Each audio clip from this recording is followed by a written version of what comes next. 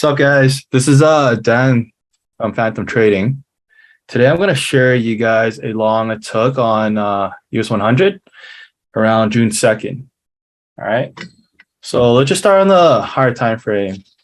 On the daily time frame here, we can obviously see that it's bearish, right? But one thing to note here is that we created a chart indicating that momentum have shifted and we could be creating a pullback, right? And then we have this daily zone just right above it. So knowing that, I went on to H4. And on H4, this chart is actually an H4 box, right? So we can see that H4 is bullish.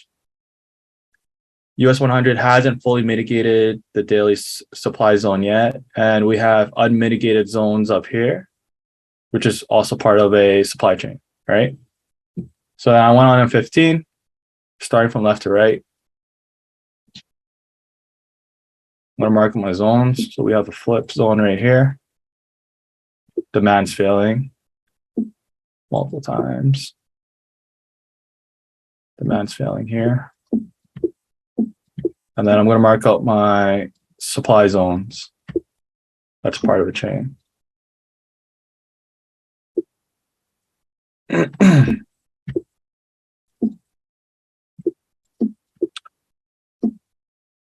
So this is my supply zone. So we can see that supply is in control, right? Knowing that supply is in control, why did price do this and not close below?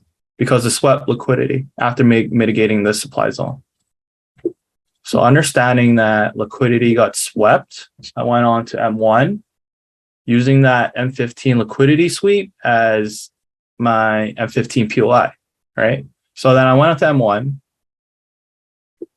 I wanted it to be a little bit more safe. So I seen this flip zone right here, or this flip reaction, right?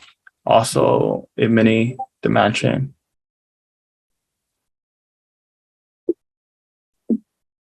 So then let's let price develop a little bit more, right?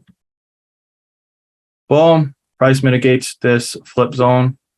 I didn't want to be the first one in yet, just because I wanted it to be a little bit more conservative and a little bit safe, just because I knew that supply was still in control on M15. And I waited for this break before I got in. So I didn't fully break yet. So then that broke, right? So knowing that broke, I was confident to put my entry here with 180 ticks as my stop loss. All right. Demand's in control on M1. Supply failed multiple times here. All right. And then now price built a little bit of liquidity just right above my entry, which gave me even more confidence to leave my entry open. All right. So let's play price out a little bit more. Boom. Got tagged in. So where's my break even level? Up here. This is my break even level. Why? Because it created the pullback that hit my entry. So I'm gonna play this out.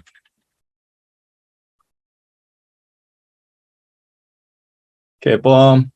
Break even, got triggered. Now let's go on M15 and see where our targets are. So knowing this failed to create the new low, I knew that this high here, well, I didn't know exactly, but I had a feeling these highs were weak, right? Because it didn't do its job, right? And then now let's dig into this POI here. See what's unmitigated. So I can see clearly that this was unmitigated following this supply chain. So I marked this out here as a potential target. Well, as my target.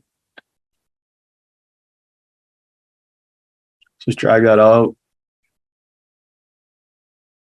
Boom. I'm going to target this.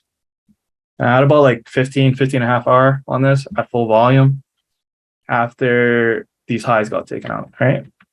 So I want to make sure these highs got taken out. And then seeing that the weak highs got taken out, M1 EOF is bullish, and that we're clearly, well, and that demand was clearly in control. I was confident to hold it to the next zone.